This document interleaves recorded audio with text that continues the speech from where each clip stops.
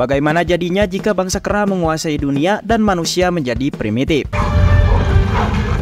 Oke guys, kembali lagi dengan Mimin di channel Hideo. Kali ini Mimin akan membawakan alur film Kingdom of the Planet of the Apes yang dirilis pada tahun 2024.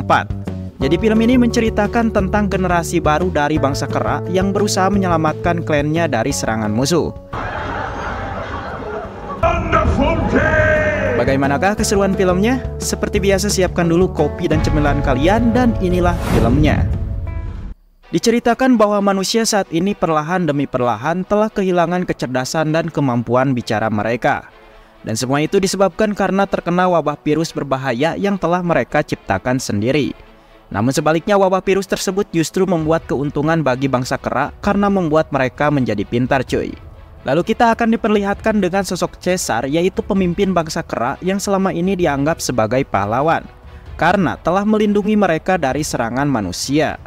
Kemudian bangsa kera mengadakan upacara pemakaman besar-besaran untuk menghormati kematian Caesar. Beberapa ratus tahun pun berlalu dan kita diperkenalkan dengan tokoh utama film ini bernama Noah. Di sana ia dengan kedua sahabatnya yang bernama Sona dan Anaya sedang naik ke atas gunung untuk mengambil sebuah telur elang, yang dimana hal tersebut sering dilakukan oleh klannya sebagai simbol ritual untuk para kera yang akan dewasa. Setelah berlari dan melompat ke sana kemari, akhirnya mereka bertiga berhasil menemukan sarang burung elang yang terdapat 3 telur. Awalnya Anaya menyarankan untuk mengambil semua telur itu agar mereka bertiga kebagian dan tidak perlu mencari lagi. Namun Noah melarangnya dan menyuruh mereka untuk mengikuti aturan dalam mengambil telur, yang dimana setiap sarang burung yang mereka incar harus disisakan 1 telur, karena jika tidak si induk burung elang pasti akan depresi dan mati. Maka dari itulah Noah pun mengalah dan memberikan kedua telur itu kepada 2 temannya, sementara dirinya akan mencari telur lagi di sarang yang lain. Dan untungnya saat itu Noah tidak sengaja melihat sarang burung elang lain ada di atas pohon. Walaupun jangkauannya susah sekali dan terjal, tetapi Noah tidak menyerah dan berusaha mengambil telur dari sarang itu. Lalu perlahan demi perlahan ia berusaha mengambil telur itu dari sarangnya. Namun tiba-tiba induk burung elang datang dan langsung menyerangnya sehingga membuat Noah jatuh ke jurang. Melihat itu Sona dan Anaya panik karena mengira Noah akan mati. Tetapi ternyata Noah telah selamat dan berhasil mengambil burung elang tersebut. Dengan penuh bahagia mereka bertiga memutuskan untuk segera pulang agar bisa menunjukkan telur-telur itu kepada kepala suku. Namun saat akan berangkat, Noah tiba-tiba merasakan ada seseorang yang sedang mengawasi mereka. Menyadari itu, Noah and the gang memutuskan untuk mengejarnya hingga sampai ke sebuah terowongan yang merupakan pembatas bagi suku elang untuk pergi. Lalu Anaya melihat sebuah potongan kain di sana dan ingin mengambilnya. Awalnya Noah melarangnya karena ia takut terjadi sesuatu kepadanya. Namun Anaya tidak peduli dan langsung mengambil potongan kain tersebut untuk bahan koleksinya. Dan saat dicium, ternyata kain itu merupakan milik manusia cuy. Kemudian mereka bertiga pun segera pulang ke desa menggunakan kuda. Dan sesampainya di sana mereka pun disambut baik oleh bocil-bocil kera yang ingin melihat telur burung elang yang telah mereka dapatkan. Lalu Anaya dengan gembira langsung menunjukkan telur miliknya kepada para bocil. Sementara Noah menunjukkan telur miliknya kepada sang ibu. Di sini ibunya pun merasa bangga karena anaknya telah dewasa dan ia langsung menyuruh Noah untuk menunjukkan kepada ayahnya yang merupakan kepala suku di desa ini. Lalu dengan rasa bahagia ia pun menceritakan kepada ayahnya bagaimana usaha dirinya untuk mendapatkan telur itu yang berada di tebing jurang.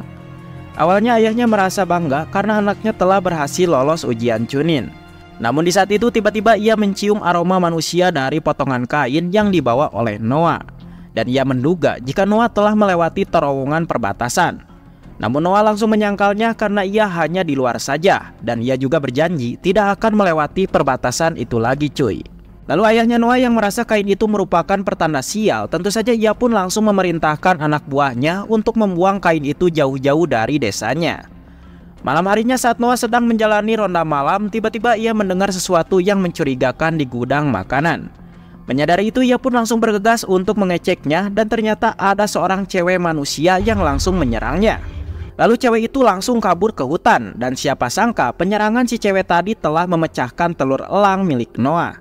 Di sini Noah pun langsung sedih karena ia telah membuat ayahnya kecewa lagi.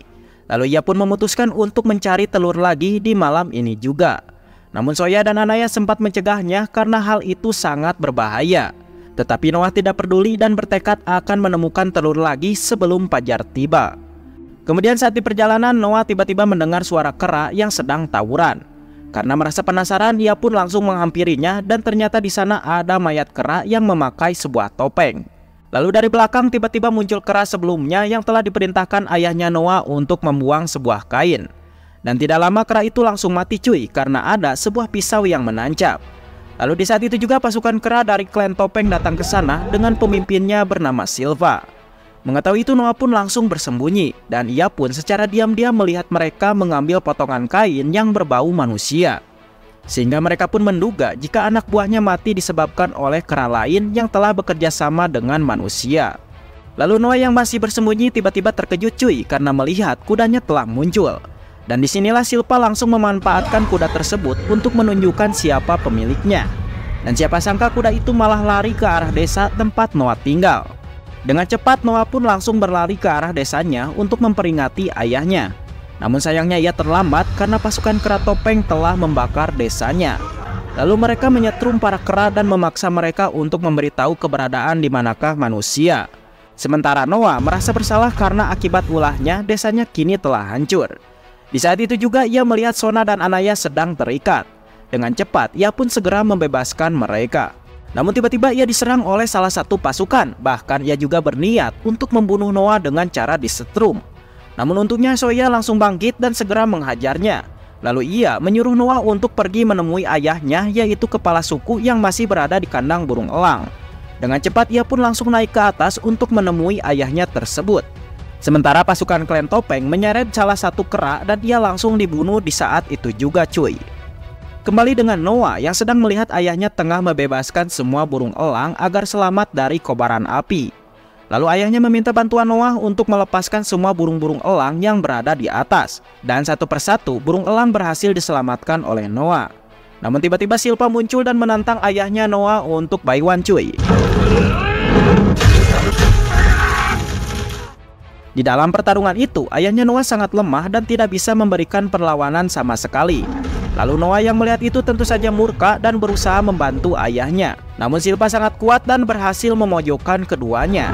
Lalu Silva melemparkan Noah keluar dan untungnya Noah masih selamat karena memegang sebuah tali.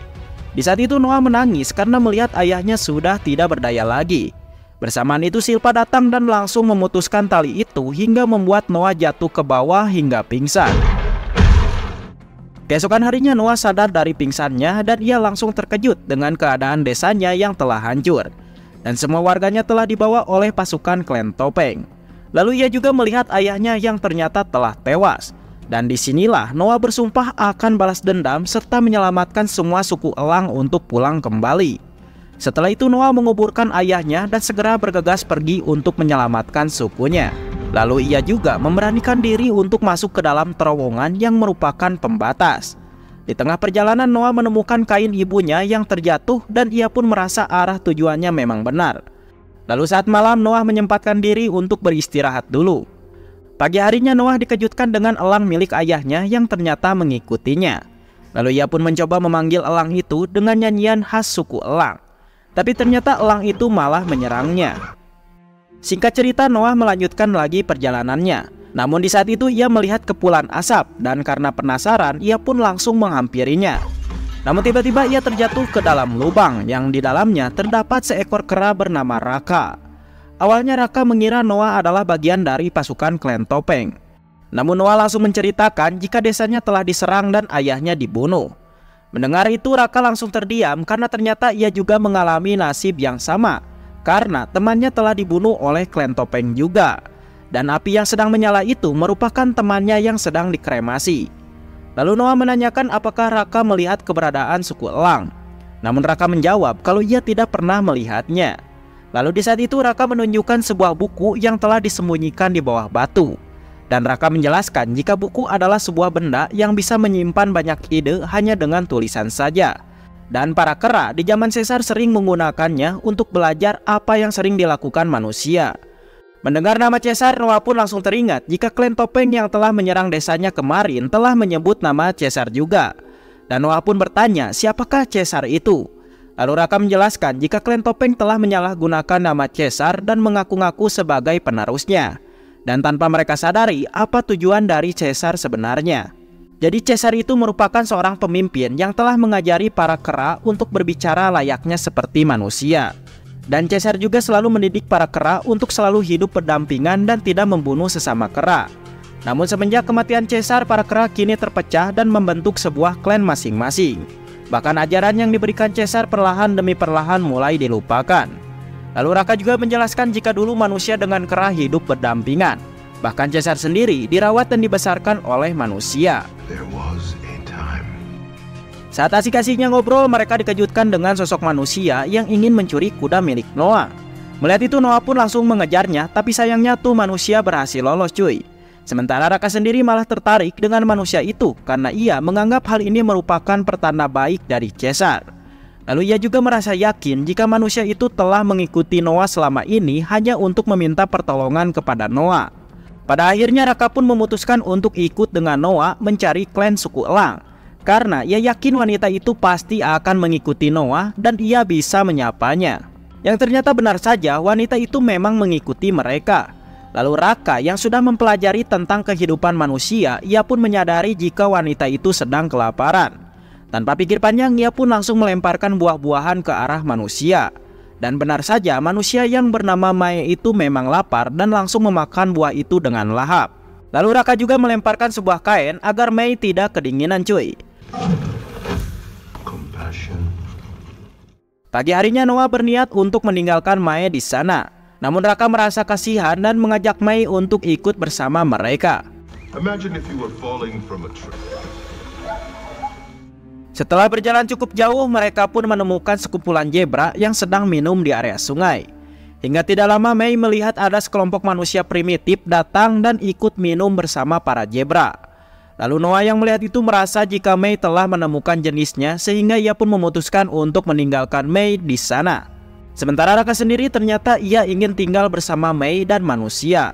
Lalu sebelum pergi Raka memberikan kalungnya kepada Noah. Namun setelah Noah pergi, tiba-tiba klan Topeng datang untuk membunuh semua manusia di sana.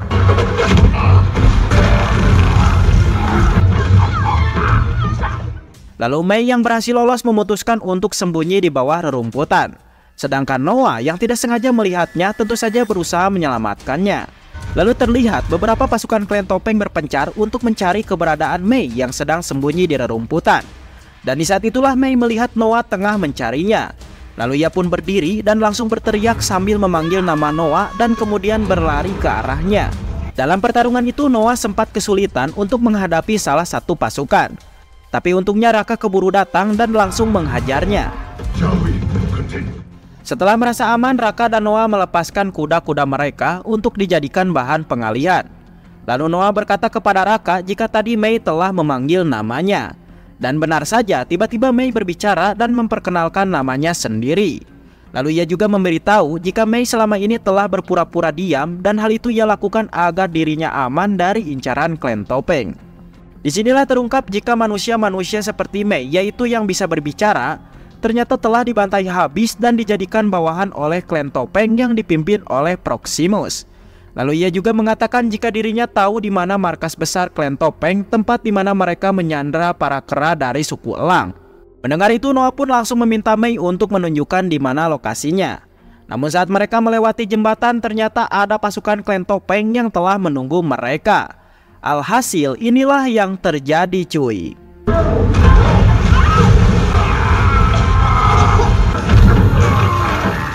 Dalam pertarungan itu Mae muncul dan langsung memutuskan tali yang membuat Raka terbawa arus sungai hingga mati.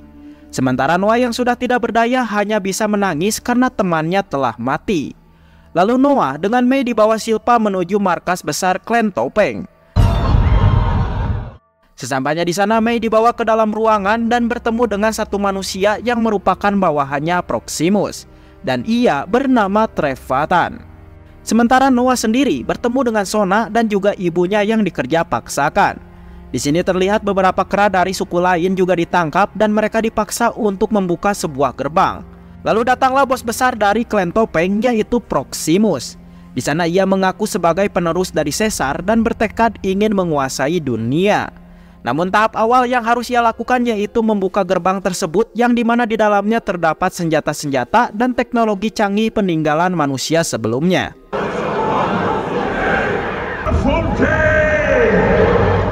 Dan ia bisa mengetahui itu semua berkat informasi yang diberikan oleh anak buahnya yaitu Trevathan. Namun sudah beberapa kali Proximus mencobanya, gerbang itu tetap tidak bisa terbuka cuy. Tetapi Proximus tidak menyerah dan menyuruh semua kera untuk bekerja lebih giat lagi agar bisa membuka gerbang tersebut esok hari. Sementara Mei sendiri tengah memarahi Trevathan dan memintanya untuk menghentikan Proximus. Karena jika sampai Proximus berhasil membuka gerbang tersebut, maka peradaban manusia akan benar-benar musnah. Namun Trevathan tidak peduli karena peradaban manusia memang sudah punah dan ia meminta Mei untuk menerima takdir pahit ini. Sementara Noah sendiri tengah dibawa oleh Silpa ke hadapan Proximus. Dan ternyata di sana sudah ada Mei dan juga Trevathan. Lalu Proximus mengungkapkan jika ia ingin mengambil peralatan canggih yang berada di balik gerbang agar para kera bisa menjadi kuat seperti manusia zaman dahulu. Di sini Proximus juga tidak peduli dengan hujatan Mei yang menyebut Proximus telah merampas hak yang bukan miliknya. Lalu Proximus meminta bantuan Noah untuk membukakan pintu gerbang karena ia yakin dengan kemampuan Noah yang sangat pintar. Di sini ia juga menceritakan mengapa dirinya menculik para kera dari berbagai klan untuk melancarkan misinya, yaitu membangun kerajaan kera yang baru. Lalu Proximus juga meminta Noah untuk waspada dengan Mei, karena ia yakin wanita itu diam-diam ingin mengambil sesuatu dari balik gerbang untuk membantu manusia bangkit kembali dan melawan bangsa kera. This is my kingdom. Let us eat. Setelah selesai ngobrol dengan Proximus, Noah menjadi galau. Lalu datanglah ibunya yang memberikan nasihat agar Noah menerima kenyataan pahit ini, bahwa klan suku Elang kini harus tunduk kepada Proximus. Namun Noah tidak mau menuruti nasihat tersebut karena dari awal ia sudah berjanji kepada dirinya sendiri untuk membebaskan klannya. Kemudian malam harinya Noah menemui Mae dan menanyakan apa tujuan Mae selama ini. Lalu Mae mengatakan jika pada zaman dahulu kera dengan manusia hidup berdampingan. Namun pada zaman itu manusia menjadi makhluk paling dominan di muka bumi, sementara kera hanya sebuah binatang biasa saja. Dan situasi itu kini berubah terbalik semenjak pandemi virus ciptaan manusia itu sendiri. Lalu Mae juga mengatakan kalau ia membutuhkan sebuah buku istimewa di dalam gerbang itu, yang dimana buku tersebut bisa memulihkan kemampuan bicara manusia. Mendengar kalau Mei telah berkata jujur, akhirnya Noah mau membantu Mei. Karena di sisi lain ia juga membutuhkan bantuan Mei untuk membebaskan klannya dari Proximus. Setelah itu Noah meminta bantuan kepada Sona dan Anaya untuk memasangkan bahan peledak di area bendungan, dengan tujuan untuk menghancurkan markas milik Proximus. Dan di dalam kesempatan itu Noah akan membebaskan klannya. Awalnya Anaya menolak dengan rencana tersebut. Namun ketika melihat Noah dengan yang lainnya sedang memasangkan sebuah bom, tiba-tiba Anaya datang untuk menyusul mereka.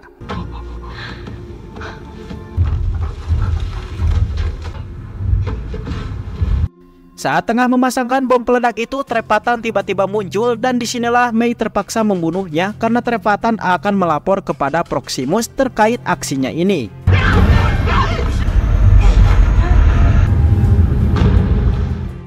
Lalu Noah and the Gang berhasil masuk ke dalam gerbang itu dengan cara naik ke atas tebing yang mengarah ke lubang ventilasi gerbang utama. Di sana Noah membiarkan Mei untuk bergerak sendiri mencari buku ajaib itu. Namun tanpa sepengetahuan Noah, ternyata Mei bukanlah mencari sebuah buku, melainkan sebuah harddisk yang merupakan komponen utama untuk sebuah alat canggih. Di waktu yang sama Noah dan kawan-kawan menemukan buku yang memperlihatkan kondisi pada zaman dahulu. Karena di dalam buku itu ada gambar kera yang hidup di dalam kandang sementara manusia hidup bebas. Disinilah Noah pun merasa curiga kepada Mei untuk membantu manusia. Hingga tidak lama Mei pun datang dan mengajak mereka semua untuk pergi dari sini. Lalu bisa kita lihat di sana banyak sekali alat tempur seperti tank dan senjata-senjata lainnya. Dan hal itu bisa kita simpulkan bahwa tempat tersebut merupakan markas militer.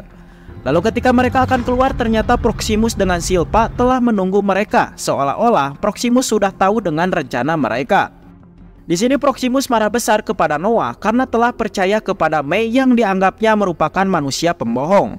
Lalu Proximus menyandra Sona dan menyuruh Noah untuk membunuh Mei di saat itu juga. Melihat situasi yang sangat genting itu, Mae pun langsung mengeluarkan pistolnya untuk membunuh seorang kera yang sedang menyandra Sona. Merasa nyawanya sedang terancam, akhirnya Proximus mempersilahkan Mae untuk pergi dari sini. Namun sebelum pergi, Proximus bertanya apakah ada banyak senjata seperti itu di dalam bunker ini. Mendengar perkataan itu, Mae langsung terkejut karena jika Proximus berhasil mempelajari senjata-senjata milik manusia, maka peperangan akan terjadi dan manusia akan benar-benar musnah.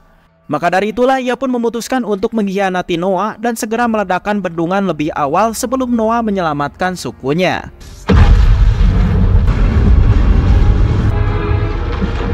Demi menyelamatkan diri dari terjangan air, para kera pun berusaha menyelamatkan diri dengan cara naik ke lantai paling atas di markas militer. Sementara Noah sedang berusaha menyelamatkan semua sukunya dengan cara mengarahkan mereka semua ke lantai paling atas. Namun di tengah aksinya ternyata Silpa berhasil naik ke atas dan mengikuti Noah. Alhasil kejar-kejaran pun terjadi cuy.